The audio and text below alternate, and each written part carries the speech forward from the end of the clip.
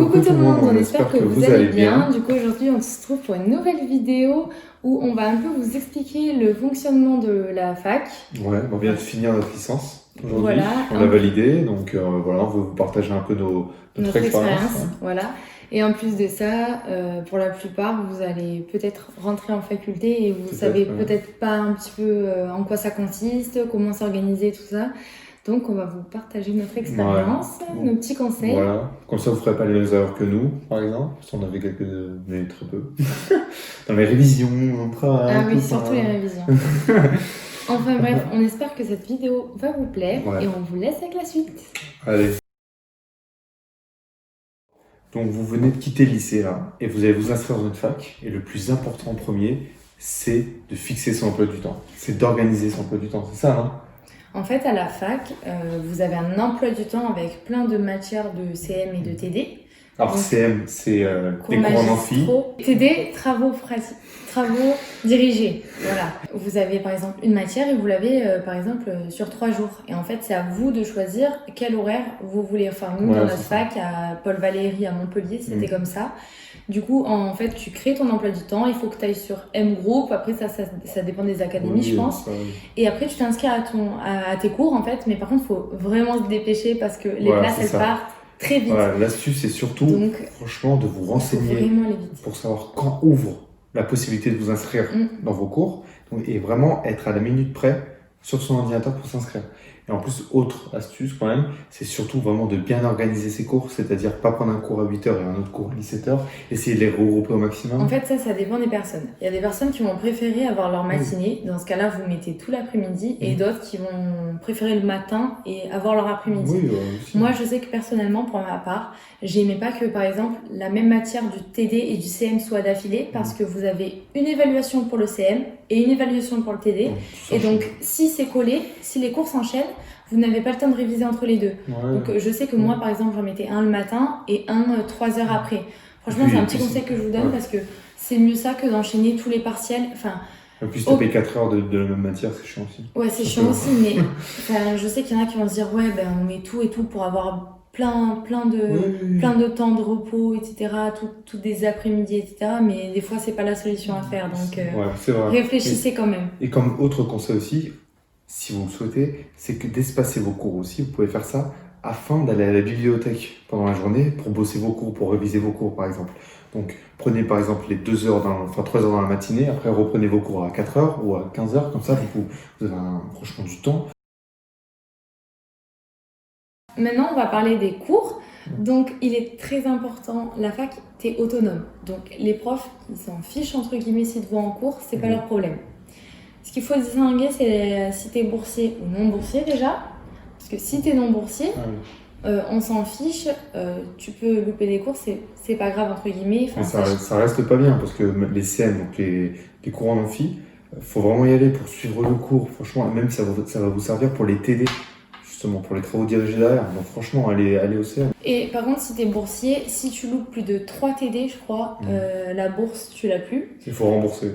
Et il faut rembourser. Donc c'est important d'aller à tous les TD déjà. Après, ça dépend de la fac. 3 au cours, je sais pas, après ça dépend des facs. Environ. Ouais, enfin bref. Si tu es boursier, vaut mieux pas que tu loupes de cours. C'est ça, exactement. Parce qu'on sait jamais. Cher, voilà, on sait jamais. Mais c'est important que, par exemple, nous, on allait en CM, on comprenait pas forcément ce que les profs disaient, mais il faut pas vous décourager. Vaut mieux y aller, écouter. Il faut gratter. Vous écrivez. Après, justement, vous allez rentrer chez vous et c'est là que vous allez refaire votre cours. En plus, les cours, il faut savoir qu'ils sont en ligne, normalement sur Moodle, pour les facultés.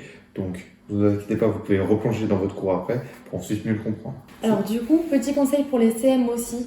C'est souvent dans des amphithéâtres, donc c'est dans des immenses salles de cours où on est parfois 200 en première année. Donc n'allez pas tout au fond, ça sert absolument à rien. Déjà, vous entendrez moins bien, même si le prof a souvent un micro. Et de deux, vous allez être gêné en plus par les gens, parce que les gens derrière, forcément, ils parlent. Les gens, ils parlent. Ce qu'il faut, c'est se mettre devant. Nous, on allait tout le temps devant parce que déjà, on n'était pas dérangé par les bruits. Et en plus de ça, les profs, ils mémorisent plus ta tête. Donc, par exemple, j'en sais rien, autant vous allez avoir 9,60 de moyenne et autant le prof, parce qu'il vous aura vu à tous ces CM, pardon, Ouais, etc., il va dire, mettez le 8-10 ou j'en sais rien, mais il va beaucoup mieux mémoriser votre tête et il va dire, lui, il était assidu à tous les cours de CM, etc. Enfin, c'est important. Pour ceux qui ont la chance d'avoir un ordinateur, tapez à l'ordi, ça va super vite, c'est pratique. Parce que les profs parlent très vite, donc t'as pas le temps. Surtout en CM, ils ont souvent pas de support diaporama. Donc, donc pour ceux qui écrivent à la main, n'écrivez pas les phrases mot pour mot. Vous allez jamais y arriver. Alors commencez à trouver une technique. Il faut mettre vraiment les mots-clés, quitte à vous faire un système de couleurs. Moi, je sais que nous, quand on fait des fiches révision, on en reviendra après, on parlera des révisions, on surligne les mots importants. Et vraiment, ça aide à la mémoire visuelle, surtout. Donc vraiment, je vous conseille ça. Ensuite... Pardon, excuse-moi, mais donc en fait, pour la prise de notes, si vous le faites stylo, donc pendant le cours, pas de souci, mais après, quand vous allez rentrer chez vous, je vous conseille de refaire votre cours. Et si par exemple, vous avez, si vous n'avez pas tout noté, demandez à vos amis de vous passer le cours, de vous l'envoyer eux, par exemple, s'ils vont copier sur un ordi, ça va être beaucoup plus facile pour vous. Il faut vraiment vous entraider à la fac, c'est super important. L'importance d'aller en cours, parce que des fois, les profs ne mettent pas les cours en ligne. Et donc, vous loupez des cours, vous allez être un petit peu dans la merde. Ouais, non, c'est vrai. Ensuite, la partie que tout le monde attend le plus, c'est les devoirs. On sait qu'au lycée, etc., on a souvent des devoirs et c'est vraiment super relou. À la fac, tu n'as quasiment pas de devoirs. Je dis quasiment parce que en CM, déjà, on ne te demande pas de devoirs parce que ça, tu n'es pas obligé de les suivre et que tu n'as pas de devoirs. Sauf qu'en TD, déjà, les cours sont hyper limités en termes de place. C'est-à-dire qu'on n'est pas à 150 alors qu'on est 150 dans la promo, on est 30 par groupe maximum. Grand max. Donc, c'est des plus petites classes et du coup, les profs vont te demander de faire des travaux. Mais c'est pas des travaux de ouf, c'est genre... comme des TP au lycée, par exemple. C'est comme des TP au lycée. Mais c'est très important. C'est pour préparer le cours, en gros. Simplement, c'est pour préparer le cours. C'est ça, en fait. En fait, ils te donnent des exercices pour préparer le cours. Par exemple, ils vont te dire de lire 3 pages parce qu'en cours, on va arriver, on va faire un exercice dessus, en fait. Après, franchement, votre devoir, le plus important, c'est de reprendre vos cours.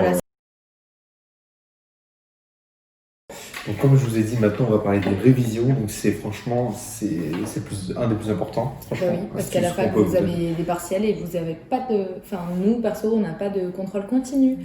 Donc les partiels, c'est la seule solution d'avoir notre année. Peut-être ça va changer. En plus, dans certaines facs, je sais qu'ils font des contrôles continus. Oui, voilà, ça dépend des facs, ça, après. Donc nous, on a un partiel au mois de décembre et on a un partiel au mois d'avril. Mais... Pour les révisions, moi, ce que je fais depuis le lycée, depuis le bac, c'est de faire des fiches. Alors, il y en a certains qui détestent cette technique. Il y en a qui prennent leur cours et qui apprennent direct sur leur cours. Moi, je sais pas comment ils font parce que des fois, on a des cours de 60 pages. Donc, c'est impossible pour moi. C'est souvent, vous avez souvent des cours de 60 pages en CM. En TD, c'est un peu moins long en général. C'est pour ça que nous, on fait des fiches Bristol, vous savez, je vous mettrai une photo. On simplifie le cours. Oui, et on rapporte le plus important jusqu'à le cours, tout simplement. Et après, on surligne avec des couleurs pour bien distinguer ce qu'il y a de plus important, peut-être un peu moins important. Mais justement, comme c'est clair, net et précis, franchement, en plus, on apprend par cœur. Donc, en réalité, on apprend par cœur le plus possible. Et c'est beaucoup plus facile quand tu as de la couleur, quand tu vois que c'est bien organisé sur ta petite fiche, c'est plus facile. Du coup, on simplifie une première fois en mettant les éléments importants, plus une deuxième fois en surlignant les éléments vraiment les plus importants encore. Donc ça permet de visualiser et de se faire un plan dans sa tête. Je sais que moi, quand j'arrive devant ma fiche au partiel et que j'ai une question, si on va me demander une question, je vais mémoriser, je vais dire c'était sur la page 2 à tel endroit et je vais réussir à sortir le cours. Notre technique avec Colline d'apprendre, donc de réviser pour les partiels, en gros, nous on apprend tout par cœur. On a du mal à justement à ne pas apprendre par cœur pour être vraiment sûr qu'on est prêt le jour du partiel. Donc on fait ça depuis la L1. N'oubliez pas de noter des exemples parce que souvent en partiel on vous demande des exemples et on pense pas à les noter, on se dit oh c'est qu'un exemple, on s'en fiche. Mais c'est super important. Après pour votre programme de révision, tout ce qu'on fait avec Colline, on fait un tableau et on fait 2 semaines avant, honnêtement. On fait 2 semaines avant. Alors, on commence à apprendre des trucs. Nos fiches sont déjà faites 2 semaines avant les partiels. Oui, par contre, nos fiches elles sont déjà faites. Et au fur et à mesure qu'on va en cours, les 2 semaines avant le partiel, on complète en fait, parce que jusqu'à la date du partiel, en fait, vous avez des cours qui vont tomber au partiel. Donc voilà, c'est pour ça qu'il faut bien s'y prendre avant, parce qu'au fur et à mesure, il faut compléter les fiches. Faire un petit programme de révision, par exemple, tel jour je vais apprendre ça, tel jour je vais apprendre ça. Pas toujours, par exemple, pas pendant 4 jours de suite réviser la même matière, sinon vous allez rien retenir. Oui, mais... Surtout si c'est la première matière qu'ils apprennent. Par exemple, la première semaine, à la fin de la deuxième semaine, ils n'en souviennent plus. Quoi. Oui, mais c'est pour ça que moi, par exemple, je révise pas toutes les matières. En fait, par exemple, je vais en faire 2. Je vais tout apprendre. Ouais, moi, je vais tout apprendre. Et après, c'est pas très bien. Mais en première année, surtout, ce que j'avais fait, et j'avais beaucoup galéré, j'apprenais la veille pour le lendemain. En fait, on avait 12 partiels à passer. Et du coup, je savais pas comment m'organiser. Je venais juste d'arriver. Du coup, j'apprenais la veille pour le lendemain. Et donc, après, ça dépend des gens. Mais... je travaillais pendant 4 heures, j'apprenais mes cours. Le matin, je me levais super tôt pour les réviser avant d'aller au partiel. J'ai quand même réussi comme ça, mais franchement, ne faites pas ça. Et petite dernière astuce, on peut dire, c'est que pendant ces 2 semaines-là, vous apprenez vos fiches, et la veille du partiel en question, vous relisez toutes vos fiches, tout simplement. Et récitez-la à quelqu'un. Nous, on se les récitait tous les soirs. Plusieurs fois, en plus. Plusieurs fois, pour savoir si on connaissait tout par cœur. Et quand on savait tout par cœur, mais par cœur, on mangeait, on allait dormir. Après, ça revient pas toujours à la même chose, franchement. Aidez-vous. Demandez à vos amis, franchement, l'entraide c'est super important à la fac. Surtout que restez pas seul. Vous êtes autonome à la fac pour vos cours, ça, mais franchement pour les révisions, franchement faites-le avec vos potes et tout. Vous allez vraiment beaucoup plus apprendre, parce que même si c'est votre pote qui récite par exemple, vous allez engranger, c'est sûr. Donc c'est la meilleure astuce qu'on peut vous donner pour les révisions. Bon, à la fac, il n'y a pas tout le temps que les cours, quoi. Donc, donc surtout, franchement, ne pensez pas qu'aux cours, justement, pour vous vider un peu l'esprit. Il y a pas mal de trucs. Faites du sport, par exemple. Vous avez le sport à la fac. Vous pouvez, par exemple, aller à la salle de sport avec votre carte de sport. C'est gratos, en plus. Oui, parce que quand vous vous inscrivez à la fac, vous recevez une carte d'étudiant. On vous la mettra juste ici, ou là, enfin bref, quelque part par là.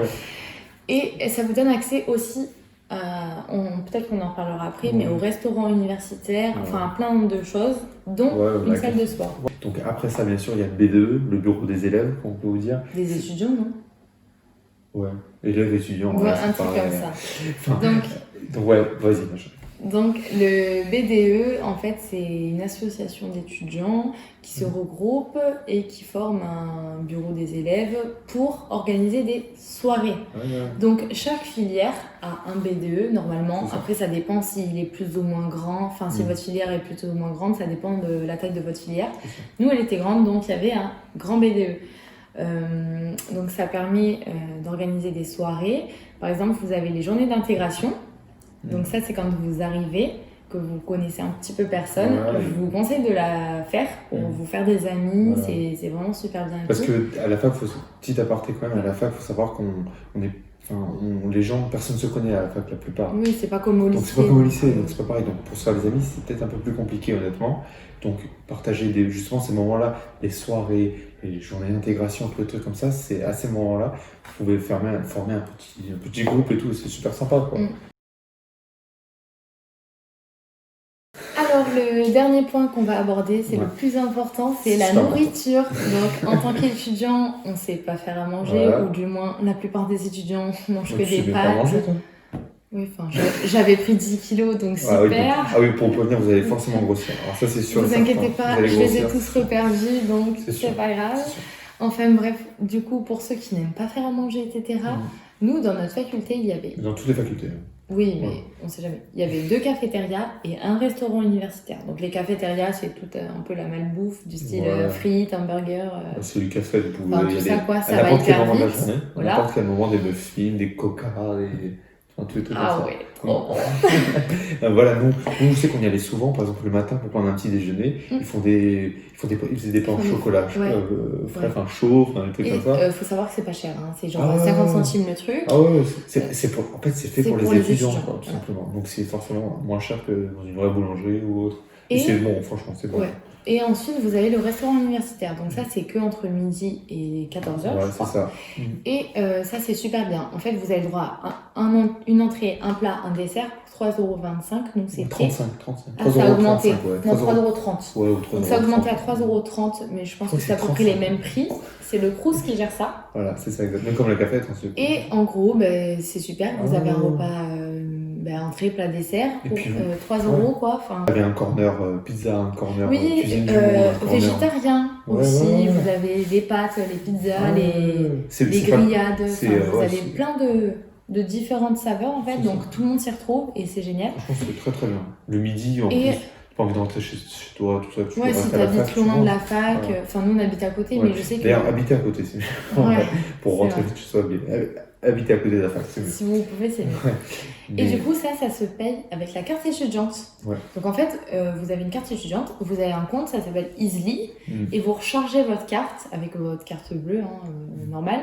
Et en fait, vous bipez et vous mangez avec ça, donc c'est super pratique.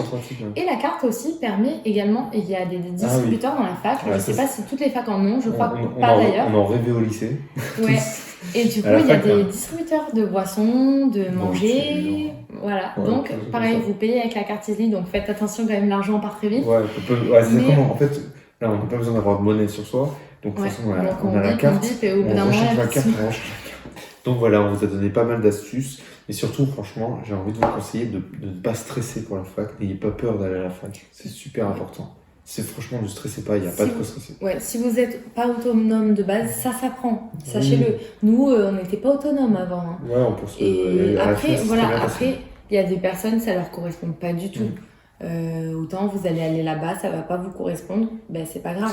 Ne vous dites pas que vous avez perdu une année, il vaut mieux se réorienter, faire quelque chose que vous aimez. Vous n'allez pas redoubler, c'est pas pareil. Oui, nous on a aimé ce système de la fac, d'être libre, autonome, donc après voilà. Non, ça nous a suffi. Voilà. Franchement, on a kiffé nos 3 années. C'était top. C'est passé ultra vite, parce qu'il faut savoir qu'une année à la fac, c'est de septembre. Mi-septembre même. Mi-mai pour nous, mi-mai pour nous. Après, ça dépend des facs. Donc ça passe hyper vite. Profitez de vos 3 années parce que franchement. Mais moi, je ne les ai pas vu passer les années, franchement. Donc voilà, c'est la fin de la vidéo. On a terminé de dire un petit peu tout ce qui se passe à la fac. Si jamais vous êtes futur étudiant de faculté et que vous tombez par hasard sur cette vidéo, n'hésitez pas à poser d'autres questions en commentaire. On se fera un plaisir d'y répondre, il n'y a aucun souci. C'est ça, vous venez sur nos réseaux, Sacha Tos pour mon Insta ou Colinat.